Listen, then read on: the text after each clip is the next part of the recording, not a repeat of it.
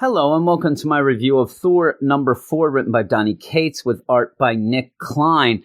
And if you've listened to our podcast, you will know that I'm not a huge Thor fan, though I'm a Donny Cates fan. So when he ended up getting on the book after Jason Aaron's run, I was looking forward to getting onto a Thor book from the beginning, something that I didn't have the privilege to do with Jason Aaron's run. By the time I ended up coming onto the podcast and doing our thing, Jason Aaron had years of Thor behind him, and so this was going to be my jumping on point. And I will tell you, I've been a bit disappointed since we started. Here we're at issue number 4, and my biggest complaint is that it just didn't seem like a Thor book. It feels to me more like a continuation of a Donny Cates book than a Thor book, if that makes sense.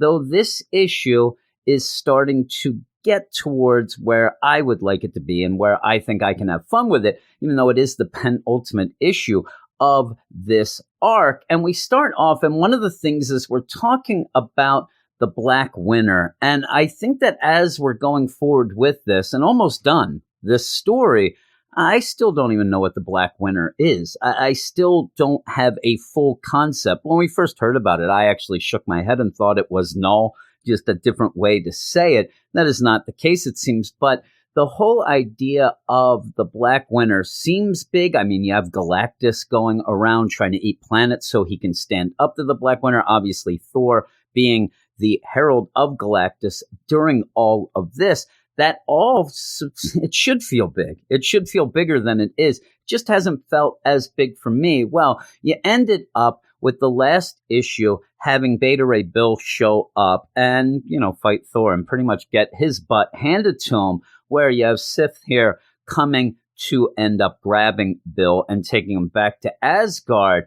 And so she is standing between Bill and Thor, basically saying, you're not going to do anything else. You're going to stop. I'm going to take Bill. You end up having Thor saying, you have a job here. You're the guardian of the Bifrost and you've abandoned your post.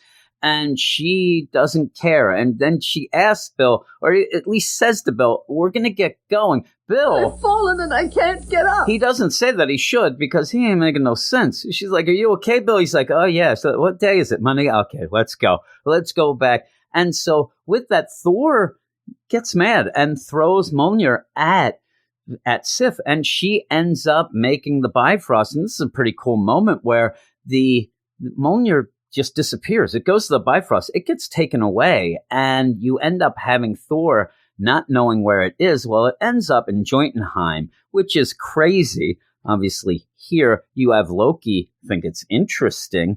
Interesting enough, but it gets more interesting. And it's one of these things where Donny Cates is throwing something out here that even he says we may get back to later. We may never get back to it because the Black Winter might take care of everything. But if you have been following Thor and the whole idea of the unworthy Thor, and even with Donny Cates, I just didn't like the idea that you end up getting Thor worthy again, but then when you get into this Thor run, you have the idea that Mjolnir is getting wonky. You have Thor not able to pick it up as easy. It's getting heavy for him, and I don't need that, but this is interesting because you end up where, Thor's, where's the hammer? Where did you send it? Like, I sent it to Jotunheim, and he's like, you can't do that. But the big thing with Sif here is to say to Thor, don't try to be Odin. Don't even bother. You're better than Odin. You're the best. You should be. Don't worry about this. Don't sit there and get concerned. Don't get worried that you're not good enough.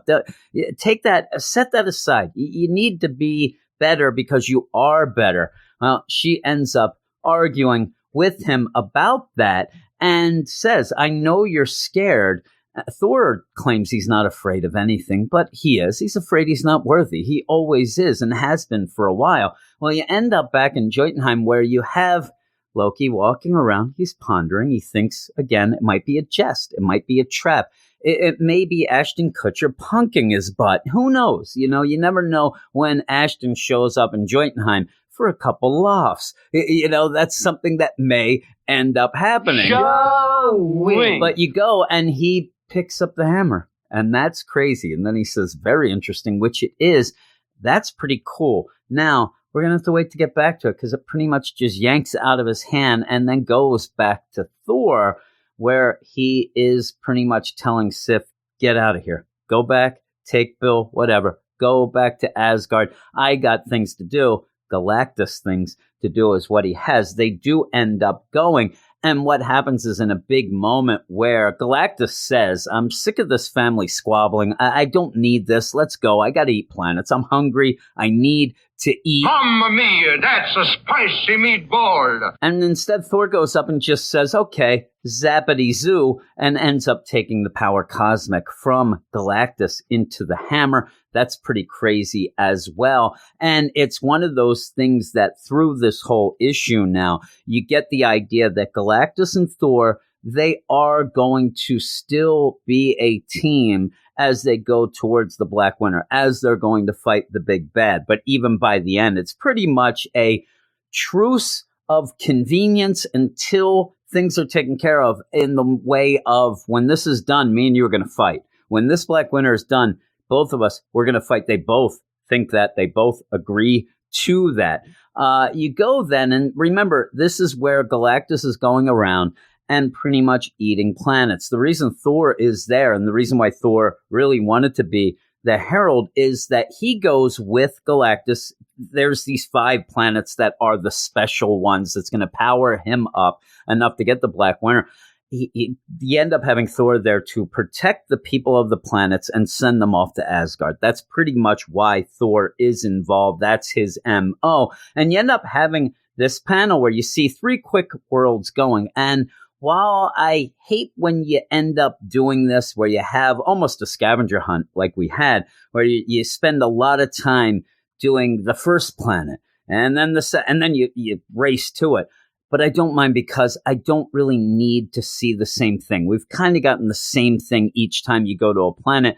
And this actually has intrigued a lot of people. Now, you have kind of amoeba guys on the left. They look like jellyfish. Then on the right, you have the insect guys. You know, nobody's screaming and yelling about them. For some reason, these bears, these telekinetic bears, they're there. And people are going nuts for them. People can't get enough of them. You only get a half of a little panel. I ended up hearing about it before I read the issue. So I was going into this thinking, oh man, I can't wait for these bears. These bears are going to be great. I heard telekinetic bears. They're there.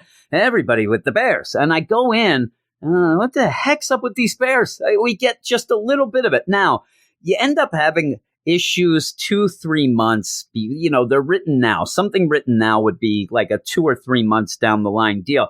Guarantee in 2 to 3 months, we're going to see more of these bears. We're going to see them maybe even sooner, but because of people just going gaga for them on Twitter, and I don't understand. I really don't understand it. There's nothing to them. People, you made me cry with the bears. I'm like, you made me cry saying about the bears because I ended up thinking the bears are going to be something they weren't.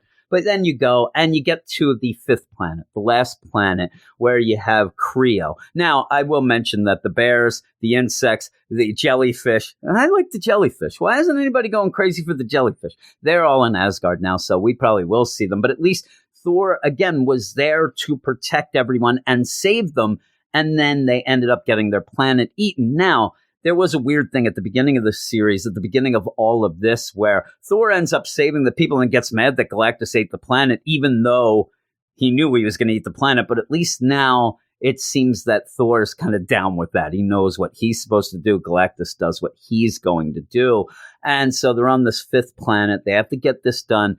And the problem is, Black Winter, it's coming, and it's coming too quickly. Its eyes are glassy, as they say sometimes, right?